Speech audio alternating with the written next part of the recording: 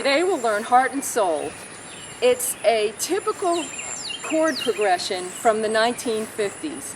It's C major with the C on the bottom. These are called root position chords. If it's called C, it has C on the bottom. Then we go to A minor, that has A on the bottom. F major, F on the bottom. G major, G on the bottom. Now you can play just about any song from the 1950s.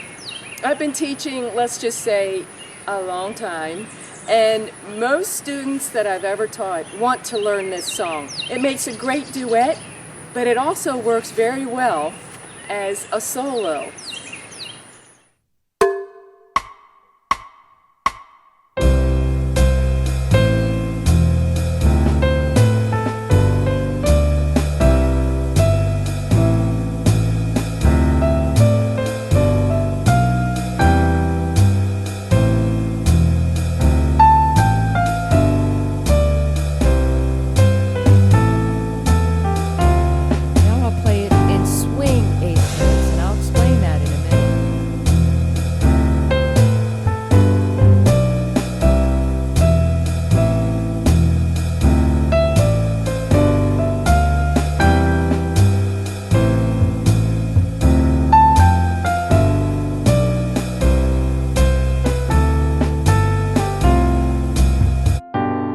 Had to stop the accompaniment track there, so don't be concerned when that cuts out.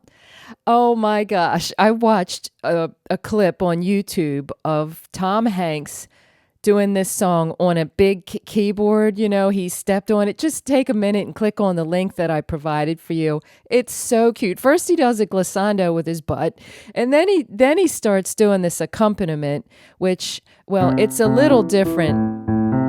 That's the way he does it. And we can actually do that too later on. After you learn these basic chords, here's a warm-up. It's the C chord. And then I decided to put all these in root position. So move your hand down. That's the A minor chord. A, C, E. Then it goes down to the F chord. It's a tiny bit muddy that way, but I decided to do it this way. And there's the G chord, G, B, D. Because if I give you an inversion for chords like this, it didn't quite sound more, as authentic. And the warm-up goes like this. Ready? And C, A minor, F, G, C, A minor, F, G. C for 4 counts. All right, now that's what the left hand does in the whole song. And the right hand, there's this thing called straight eighth notes and swing eighth notes. And that's important, but I'll get more into that in some of the next upcoming lessons. But for now, I'll just show you this song in straight eighth notes. The first measure, put your third finger on not middle C, but this C right here. And so it's heart and soul. Now that next little squiggly thing it's an eighth rest. So it gets a half a count. 1 and 2 and 3 and 4. That's how that rhythm goes. It's 1 and 2 and 3 and 4. Third finger is still on C. Let's try the second measure. Ready? And 1 and 2 and 3 and 4. See, they're all intervals of a second. They're next door neighbors. See how they're right here. All right, then 5 is on E. Now go to the second line and put your third finger now on that same E. And the rhythm is exactly the same as the second measure. It's 1 and 2 and 3 and 4. Start 3 on E and play it in that rhythm. Ready? And 1 and 2 and 3 and 4. Now we have a note that we have not seen before because it goes above the staff. It's a G. And then we have a C. Uh-oh. Now there's even a new one again. In the next measure, it goes from G up to A. That's called a ledger line. And when you get above the staff in the treble clef, then it's the top line is F. The note we just learned in the previous measure is G. This note is A, right there. So play A, and the rhythm is 1 and 2 and 3, 4. Let's try that. Ready? And 1. A, G, F, E, D. Oh, wow. Now there's something else we haven't really done. You have to cross your third finger over to C. We're going to learn scales very, very soon. And this is preparing you for it. The last line is 3 on C. Then we have, you end up with your thumb on A. Now you're going to play the same note with the third finger instead of the thumb. Switch over to third.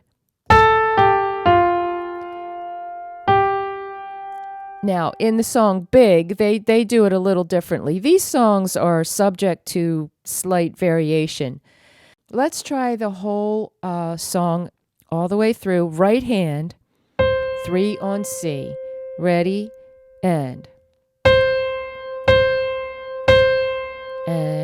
rest. 5 on E. Switch to your third, rest.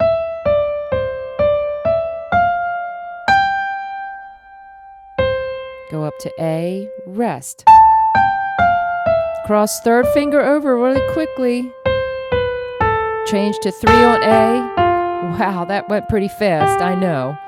But take it slow. And then, oh, by the way, when you go back to the beginning, you need to play that first note with 5 and then switch to 3 in order to play the song a second time. Now, the second time I switched to swing eighth notes. Straight eighth notes are played in a lot of classical music. They're played in Latin. They're played sometimes in blues. You can do swing or straight eighth notes. But in a lot of jazz, the eighth notes swing. Now, that's a whole lesson in itself. But for right now, I'll just say that they go long, short, long, short, long, short, long, short. With the eighth notes, instead of this way, they go this way. Now, they're not written any differently, but it's understood that if you swing an eighth note, that's what's done. It's more like a long, short, long, short, long, short, long. I'll get more technical in some lessons coming up and explain how that's really, what that really is. But anyway, for right now, I'm going to play this with my right hand with swing eighth notes. Here we go from the beginning. Ready? And the quarter notes are exactly the same. We're not swinging quarter notes. We're swinging eighth notes right here. Hear the difference? Straight eighth notes go like this. And swing eighth notes go like this. That might take you a little while to get. Don't be discouraged. Just hang in there and learn to play it both ways. If you really have if you really struggle with the swinging of the eighth notes, again, don't worry about any of these things. We can conquer any problem that you have. You can contact me for a lesson online or in person or whatever, but we will conquer any issue that you have. I promise. I promise. All right, let's try it again from the beginning with the swing eighth notes. Ready? 3 on C. And swing.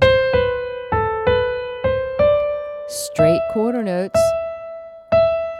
Now, let's stop a minute. Switch to third on E. Let's swing these. Here's how it goes. And 1.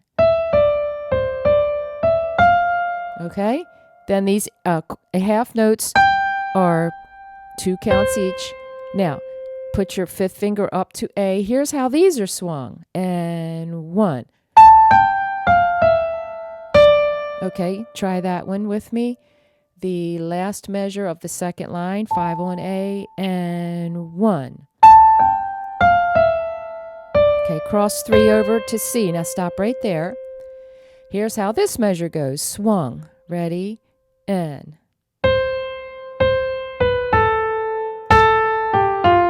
And stop there. Let's try the last line together. 3 on C. Ready? And. C, swing, swing. Then you have your F and your G as half notes. Again, when you go back to the beginning, it's 5 on C, then 3 on C. We do a little finger substitution there. Remember that line, the double bar line with the 2 dots, that's a repeat. In this case, it means go back to the beginning. Then you play the whole song through, and the second time through, then you play that last measure. Hands separately, left hand first, of course, and then go back and play it with the hands together with the straight eighth notes. Then go back and play it hands together with the swung eighth notes. Then try to put it with the accompaniment track that I provided. Then you play it on your own with the MP3. Together you and me make perfect harmony. I hear a rhapsody